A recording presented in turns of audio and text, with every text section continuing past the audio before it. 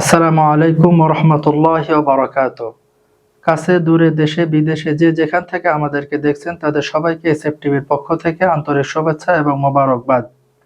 বরাবরের মতো সাপ্তাহিক দারসুল কোরআন নিয়ে আমি আছি মোহাম্মদ গোলাম মুক্তাদির। আজকে আমি আপনাদের সামনে উপস্থিত হয়েছি একটি সংক্ষিপ্ত দারসুল কোরআন নিয়ে। ততক্ষণ আমাদের সাথেই থাকুন। আজকের আলোচ্য বিষয় সূরা তাওবার ১১২ নম্বর আয়াত। এই আয়াতের মধ্যে আল্লাহ তাআলা আমাদেরকে কি মেসেজ দিয়েছেন এটা আমি আপনাদের সামনে ব্যাখ্যা করার চেষ্টা করব। আমা তাওফিক ইল্লা বিল্লাহ। আল্লাহ তাআলা সূরা তাওবার ১১২ নম্বর আয়াতের মধ্যে প্রকৃতপক্ষে যারা মুমিন হবে তাদের কিছু গুণাগুণ এর মধ্যে আল্লাহ তাআলা দিয়েছেন। তো প্রথমে আমরা আসি যে এই সূরার নামকরণ নিয়ে।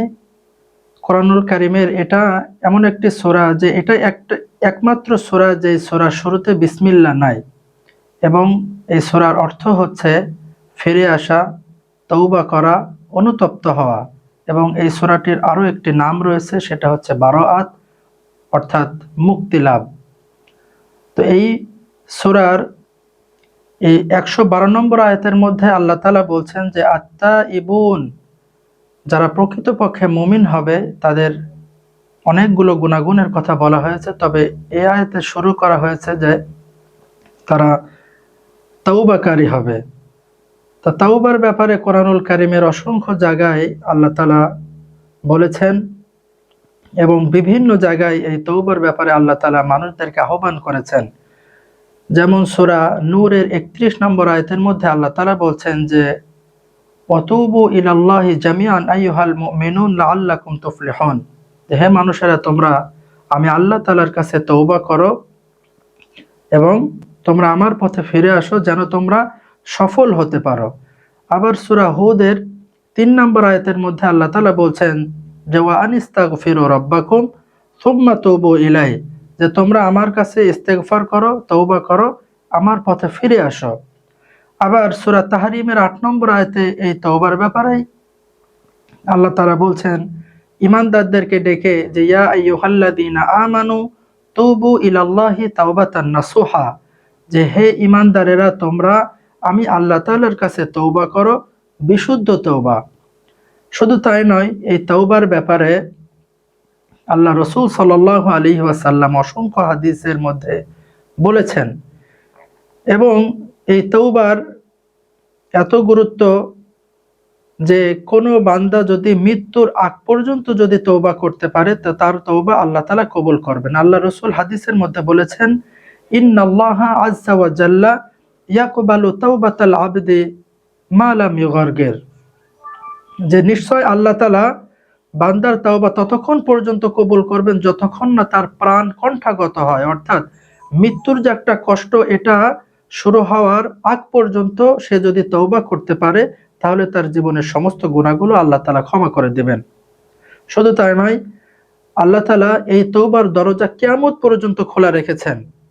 হাদিসের মধ্যে এসেছে মান তাবা ক্বাবলা আন তাতলু আশ-শামসু মিন মাগরিবিহা তাবাল্লাহু আলাইহি, যে পশ্চিম দিক থেকে সূর্য উদিত হওয়ার আগ পর্যন্ত কোনো বান্দা যদি আল্লাহ তাআলার কাছে তওবা করে নেয় তাহলে তার তওবা আল্লাহ তাআলা কবুল করবেন। সুবহানাল্লাহি বিহামদিহি। তো আল্লাহ তাআলা কত মেহেরবান যে একটা বান্দা সারা জীবন গুনাহ করলো কিন্তু মৃত্যুর আগ মুহূর্তে যদি সে আল্লাহর কাছে তওবা করে নিতে পারে তাহলে তার জীবনের সমস্ত গুনাহগুলো মাফ হয়ে যাবে। প্রিয় দর্শক শ্রোতা, তাহলে আমরা যদি এখন থেকে যদি আমরা তওবা করে নিতে পারি তাহলে আমাদের জীবনের সমস্ত গুনাহ খাতাগুলো আল্লাহ তাআলা মাফ করে দেবেন। এজন্য আমরা আসুন, আমরা এই আয়াতের ১ নম্বর শিক্ষা হচ্ছে যে আমরা আল্লাহ তাআলার কাছে তওবা করব, তার পথে ফিরে যাব। এটা হচ্ছে ১ নম্বর বৈশিষ্ট্যর কথা। বিস্তারিত আরো অনেক ব্যাখ্যা আছে, আমরা সেদিকে যাব না। তারপরে ২ নম্বর এই আয়াতের গুণের কথা বলা হয়েছে আত্তাইবুনাল আবিদুন, তারা হচ্ছে ইবাদতকারী হবে, তারা আল্লাহ তাআলার ইবাদত করবে। আমরা জানি যে কোরআনুল কারীমের আল্লাহ তাআলা বলেই দিয়েছেন যে আমাদের কিসের জন্য সৃষ্টি করা হয়েছে, ওয়ামা খলাকতুল জিন্না ওয়াল ইনসা ইল্লা লিয়াবুদুন। আল্লাহ তাআলা বলছেন আমি মানব জাতি এবং জিন জাতিকে সৃষ্টি করেছি কেবলমাত্র আমি আল্লাহর ইবাদত করার জন্য। অতএব মুমিন বান্দা যারা হবে তাদের আরো একটা বৈশিষ্ট্য হবে, তারা শুধুমাত্র আল্লাহ তাআলার ইবাদত করবে। এবং আল্লাহ তাআলা অসংখ্য জায়গায় কোরআনে বলছেন যে আনি আবুদুল্লাহ ওয়াত্তাকুহু ওয়া আতিউন, তোমরা আমি আল্লাহর ইবাদত করো এবং আল্লাহকে ভয় করো, এবং তার আনুগত্যের কথা বলা হয়েছে। এবং অন্য জায়গায় বলেছেন যে আনি আবুদুল্লাহ ওয়াজতানিবুত তাগুত, তোমরা আল্লাহর ইবাদত করো এবং তাগুতকে তোমরা পরিহার করো, অর্থাৎ আল্লাহ ছাড়া অন্য কারো দাসত্ব, অন্য কারো গোলামি করা যাবে না, এটা আল্লাহ তাআলা বলছেন। এজন্য আমরা প্রতিদিন সূরা ফাতিহার মধ্যে, নামাজের মধ্যে যে সূরা ফাতিহা পড়ে ফাতিহার মধ্যে আমরা এটা স্বীকৃতি দিই যে ইয়াকা নাবুদু ওয়া ইয়াকা নাস্তাঈন, যে আমরা তোমারই ইবাদত করি এবং তোমারই কাছে সাহায্য চাই। প্রিয় উপস্থিতি, এটা হচ্ছে এই আয়াতে 2 নম্বর মেসেজ আল্লাহ তাআলা দিয়েছেন। 3 নম্বর আল আবিদুন আল হামিদুন, যে তারা হচ্ছে প্রশংসাকারী হবে, তারা আল্লাহ তাআলার প্রশংসা করবে। প্রিয় উপস্থিতি, প্রিয় দর্শক শ্রোতা, আমরা যদি খেয়াল করি যে আল্লাহ তাআলা আমাদেরকে এত নিয়ামত দিয়ে চারিদিকে ভরপুর করেছেন যে তা আমরা কখনো গণনা করে শেষ করতে পারবো না। আল্লাহ তাআলা এই কথা বলছেন যে ওয়া ইন তাউদ্দু নি'মাতাল্লাহি লা তুহসুহা, যে বান্দা আমি তোমাদেরকে এত নিয়ামত দান করেছি, তোমরা যদি গণনা শুরু করো তারপরেও কখনো গণনা করে শেষ করতে পারবে না। এজন্য তো রবের দরবারে আমাদের শুকরিয়া জ্ঞাপন করা উচিত। এজন্য আল্লাহ তাআলা বলছেন লা ইন শাকারতুম লা আযীদান্নাকুম ওয়া লা ইন কাফারতুম ইন্না আযাবি লাশাদীদ, যে কোনো বান্দা যদি আল্লাহ তাআলা শুকরিয়া জ্ঞাপন করে তাহলে আল্লাহ তাআলা তার নিয়ামতকে আরো বৃদ্ধি করে দেন। পক্ষান্তরে কেউ যদি আল্লাহ তাআলা শুকরিয়া আদায় না করে তাহলে আল্লাহ তাআলা তার ব্যাপারে বলছেন সে যেন জেনে রাখে আমার আযাব বড় কঠিন, অত্যন্ত কঠিন। এজন্য আমরা আল্লাহ তাআলার শুকরিয়া আদায় করব, বেশি বেশি শুকরিয়া জ্ঞাপন করব। এটা হচ্ছে অন্যতম মুমিনদের বৈশিষ্ট্য। তারপরে আল্লাহ তাআলা এই আয়াতের মধ্যে আরো বৈশিষ্ট্যের কথা বলেছেন যে আল হামিদুন আস-সাইহুন, তারা হচ্ছে রোজাদার হবে, তারা আল্লাহর জন্য রোজা রাখবে। আর রোজা এত গুরুত্বপূর্ণ ইবাদত, আমরা সকলেই জানি যে আল্লাহ তাআলার সব থেকে প্রিয় হওয়া যায় সেমন একটা ইবাদত হচ্ছে এই রোজা। এজন্য আমরা রোজার ফজিলত সম্পর্কে অনেক জানি। সামনে আমাদের 2 মাস পরে রমজান, তো তার আগে আমরা রমজান সম্পর্কে বিস্তারিত আলোচনা শুনবো ইনশাআল্লাহ। তবে ছোট্ট কয়েকটি কথা রমজান সম্পর্কে বলবো যে কোনো বান্দা যদি শুধুমাত্র আল্লাহ তাআলার জন্য রোজা রাখে তাহলে তার সমস্ত গুনাহগুলো আল্লাহ তাআলা ক্ষমা করে দেন। যে মান সামা রমাদান ঈমানান ওয়া ইহতিসাবান গুফিরা লাহু মা তাকদ্দামা মিন যামবি। এবং রোজার আরো অনেক ফজিলত আছে, আমরা অন্য এপিসোডে আলোচনা করব ইনশাআল্লাহ। তো এই আয়াতের মধ্যে বলা হয়েছে যে যারা প্রকৃতপক্ষে মুমিন তাদের বৈশিষ্ট্যের মধ্যে এটাও একটা অন্যতম বৈশিষ্ট্য। তারপরে আল্লাহ তাআলা বলছেন যে সাইহুনা রাকিউন, তারা হচ্ছে রুকুকারী হবে, তারা আল্লাহ তাআলার কাছে বেশি বেশি রুকু করবে। আল্লাহ তাআলা বলছেন যে ওয়া আকিমুস সালাতা ওয়া আতুজ যাকাতা ওয়ারকাউ মা'আর রাকিঈন, যে তোমরা নামাজ প্রতিষ্ঠা করো, যাকাত প্রদান করো এবং রুকুকারীদের সাথে রুকু করো। এজন্য মুমিনদের আরো একটা বৈশিষ্ট্য হবে, তারা বেশি বেশি রুকু করবে, অর্থাৎ জামাতের সঙ্গে নামাজ আদায় করবে। তারপরে আল্লাহ তাআলা বলছেন আস-সাজিদুন, তারা বেশি বেশি সিজদা করবে। যে ব্যক্তি রুকু করবে সে তো সিজদা অবশ্যই করবে, কারণ সিজদা দিলে সে বান্দা সব থেকে বেশি আল্লাহ তাআলার কাছাকাছি অবস্থান করে। আল্লাহ রসুল হাদিসের মধ্যে বলেছেন আকরাবু মা ইয়াকুনুল আবদু মির রাব্বিহি ওয়া হুয়া সাজিদ, বান্দা যখন সিজদা অবস্থায় থাকে তখন সব থেকে আল্লাহর কাছাকাছি অবস্থান করতে থাকে। সুবহানাল্লাহি ওয়া বিহামদি।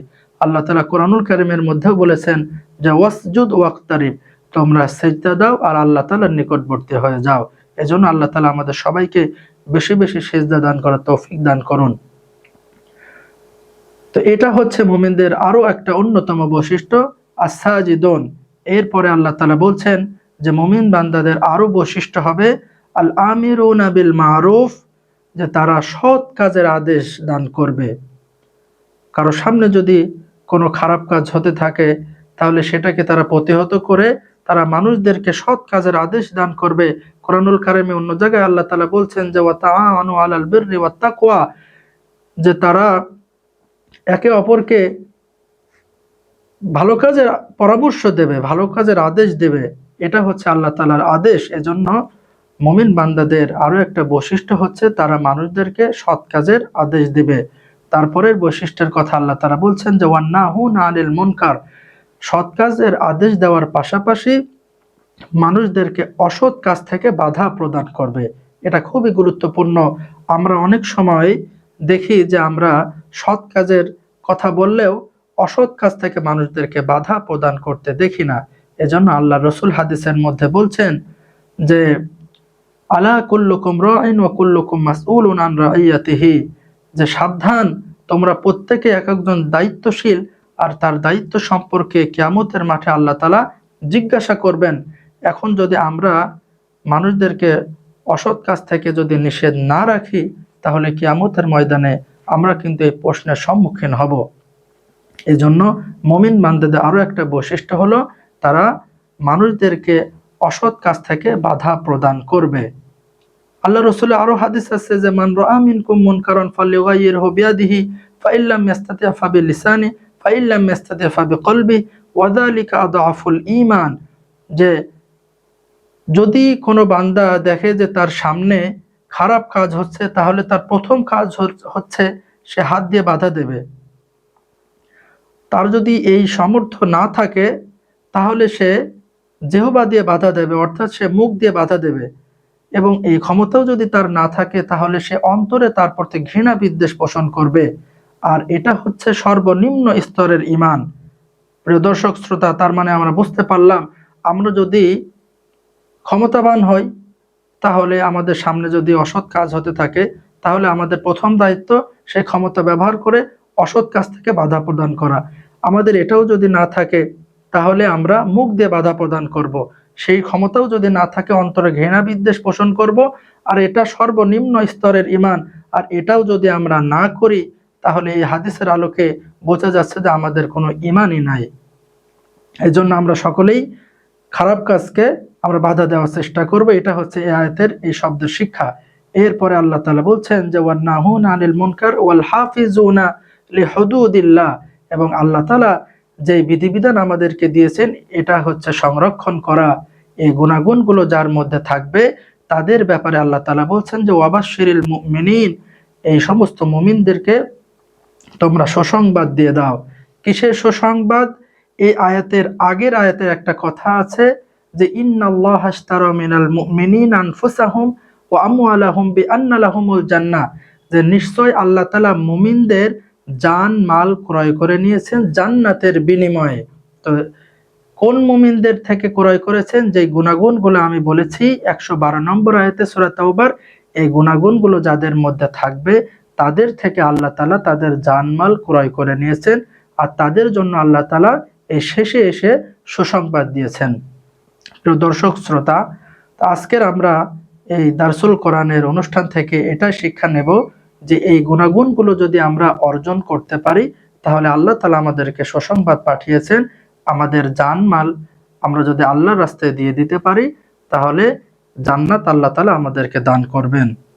আল্লাহ তাআলা আমাদের সবাইকে গুণাগুণগুলো অর্জন করার তৌফিক দান করুন। আমরা সকলে বলে আমিন।